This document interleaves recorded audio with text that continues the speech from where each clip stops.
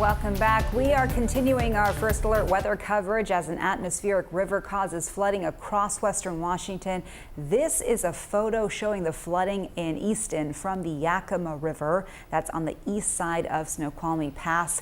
Parella Lewis is joining us now. We're seeing images like that throughout the region. Parella, it's pretty jaw-dropping. I mean, so much going on. We've got trees down, we've got mudslides, landslides, and so much flooding. And on top of everything else, we've got something that is very, very rare, a flash flood watch. When we're talking about flash flooding, we're talking about water that is going to be rising so much faster than normal, but it's a watch, not a warning, meaning it's not happening right now, but it could. The reason the National Weather Service has posted this, by the way, for western Skagit and northwestern Snohomish counties, is for the potential of the failure of dikes or levees that are in and around the Skagit River. So places like Cedro-Woolley need to be on alert. This will be all the way through Friday night. Again, this isn't happening, but if those levees fail, that water is going to rise extremely fast, hence a flash flood watch in effect. We are also in first alert weather mode tonight and tomorrow through Thursday.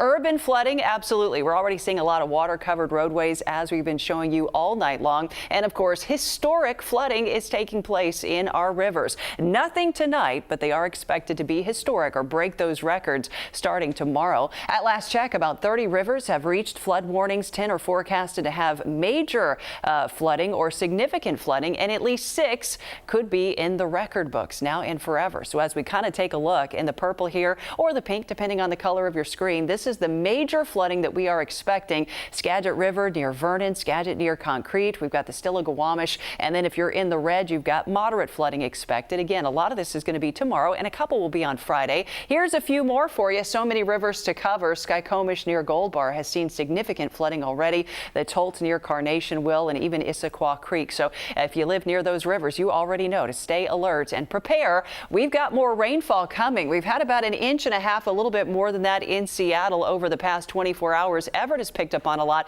Look at Mount Vernon, 2 inches of rainfall. That is a lot in a short amount of time. And Shelton picked up on almost another 3 inches of rain again tonight. That is a ton of rain for the South Sound. Look at these wind gusts. Shelton, you also had a wind gust of 54 miles per hour earlier, 43 miles per hour on the coast. And look at this across the mountains. Those winds have been whipping. Our wind advisory expires at 10 o'clock tonight. So as we go into the overnight, those winds will go through the mountains and then eventually die down. So tomorrow will be breezy, but unfortunately, it's also still going to be wet at times. We are still connected to this atmospheric river. So as we take a look, we've got some scattered showers out there right now. A bit of a rain shadow, so not everyone is getting soaking wet for a change, which is nice. But if you look really carefully, you can see a little bit of this wave right here to the north, picking up energy, picking up steam, and that is what it's going to roll through the mountains as we go into the overnight and early tomorrow, squeezing out another 2 to 4, maybe 5 inches of rain, giving a direct feed right into area rivers as we continue to get some rainfall for the lowlands tomorrow morning.